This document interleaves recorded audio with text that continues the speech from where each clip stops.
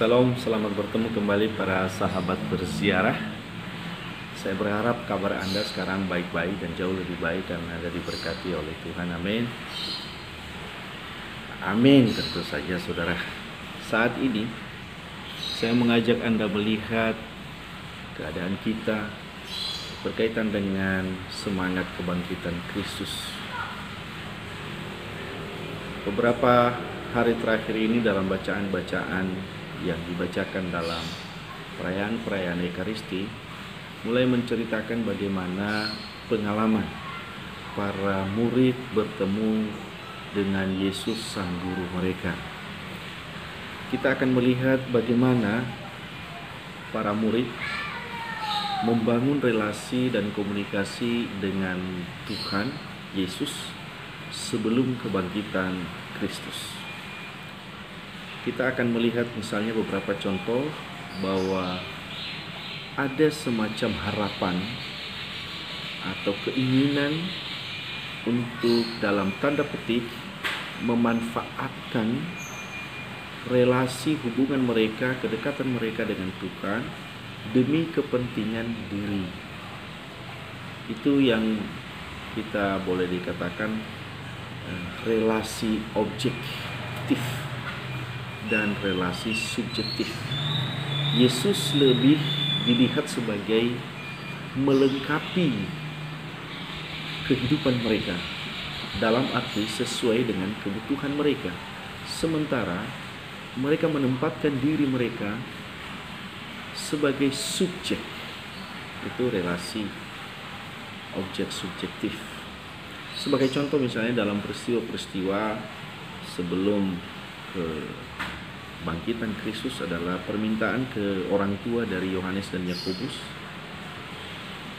izinkanlah atau berilah tempat khusus untuk anakku Yakobus dan Yohanes sebelah kiri dan sebelah kananmu. Jadi mereka memanfaatkan relasi itu untuk mendapatkan dan memenuhi kebutuhan-kebutuhan mereka. Saudara sahabat berziarah, sebetulnya itu relasi yang kurang pas. Kenapa? Karena kalau terbentuk relasi yang demikian, maka ada sisi kosong, blind spot, titik buta, titik gelap, di mana manusia nanti akan menemukan kekecewaan, menemukan keputusasaan, karena semua kebutuhannya itu tidak bisa dipenuhi sepenuhnya sebagaimana yang dia harapkan.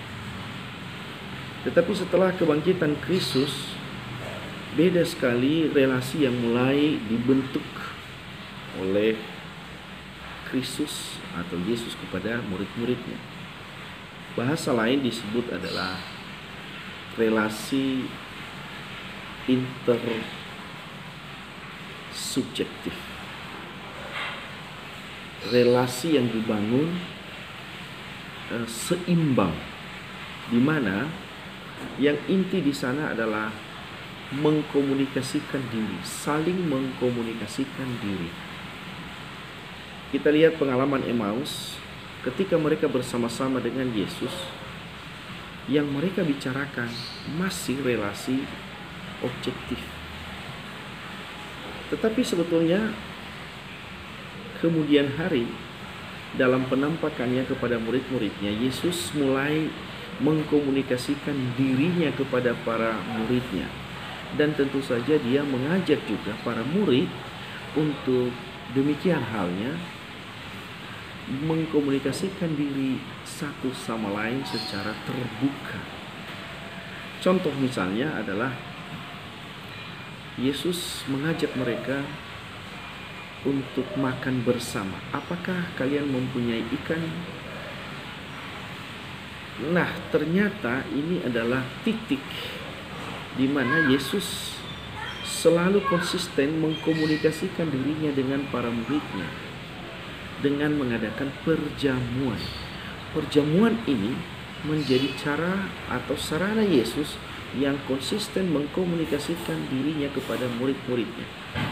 Saudara sahabat peziarah dimanapun Anda berada, ternyata setelah Yesus mengkomunikasikan dirinya kepada para muridnya, maka tercerahkan, terbuka hati mereka. Mereka mulai mengerti, tidak menemukan lagi yang disebut dengan blind spot atau titik gelap dalam kehidupan. Mereka tercerahkan, terbuka matanya dan mulai memahami diri mereka. Sementara itu mereka juga mau dan terbuka dengan sukarela mengkomunikasikan dirinya kepada Yesus. Yesus yang mereka agungkan, Yesus yang dulu menjadi guru mereka, sekarang juga mereka ambil dan mereka tempatkan diri mereka di depan Yesus itu. Dan ini loh diri kami mau bekerja, kami mau melakukan sesuatu di hidup kami, dan ini kelemahan kami, ini kekuatan kami, ini yang kami mengerti dan ini yang tidak kami mengerti.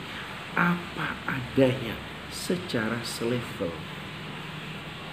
Nah, ini dalam komunikasi yang demikian, maka sebetulnya iman semakin diperkaya dan mulai, kalau boleh saya katakan, bertumbuh pesat. Pengkomunikasian diri secara seimbang, secara terbuka di hadapan Kristus, itu membuka wawasan dan membuat kita lebih memahami, lebih mudah merasakan, dan lebih mudah masuk dalam misteri-misteri keselamatan Kristus. Sahabat para peziarah dimanapun Anda berada, saya mengajak Anda coba melihat diri Anda juga pada saat ini. Bagaimana Anda mengkomunikasikan diri di hadapan Tuhan? Apakah Anda cukup dengan membangun komunikasi objektif di mana Yesus itu ditarik sebagai pelengkap dari kebutuhan kita? Atau justru sebaliknya, Yesus kita biarkan dia berbicara dan kita fahami, dan kita juga mengizinkan diri kita terbuka di hadapan Kristus, mengkomunikasikan diri kita, termasuk mengkomunikasikan ketakutan-ketakutan kita, kekhawatiran-kekhawatiran kita, kemarahan kita, kekecewaan kita, keputusasaan kita, harapan-harapan kita, impian-impian kita, cita-cita kita, idealisme kita. Kita komunikasikan di hadapan Tuhan. Dan Yesus juga mengkomunikasikan dirinya kepada kita, sehingga nanti bertemu dan di situ terjadi pencerahan yang luar biasa. Dalam bahasa lain saya mengatakan, jika terjadi komunikasi yang demikian, maka tentu saja iman berkembang, kita bertumbuh dan lebih mudah melihat situasi kita dalam kacamata iman yang baru, karena Kristus telah masuk di dalam diri kita. Kita serap Kristus dan kita masukkan juga dalam rencana-rencana kehidupan kita. Ini sebetulnya semangat kebangkitan, melihat secara baru dengan kacamata baru segala peristiwa-peristiwa hidup kita. Mungkin saat ini Anda mengeluh, aduh sekarang parah, di rumah saja, tidak ada pekerjaan.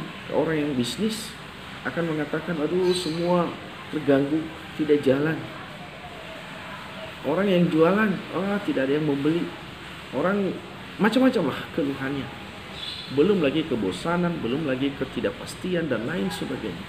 Tetapi kalau kita mengkomunikasikan ini terus-menerus di hadapan Tuhan, dan kita mencoba mencerap bagaimana juga Tuhan mengkomunikasikan dirinya kepada kita, saya yakin dan saya percaya itu akan ketemu titik terang dalam kehidupan kita. Sekarang saya mengajak saudara-saudara, cari, temukan titik terang itu dalam kacamata iman yang baru. Anda bersedia? Saya menunggu Anda bertumbuh, dan saya ingin menyaksikan Anda berkembang dalam iman dengan kacamata iman yang baru. Dan Tuhan memberkati saudara.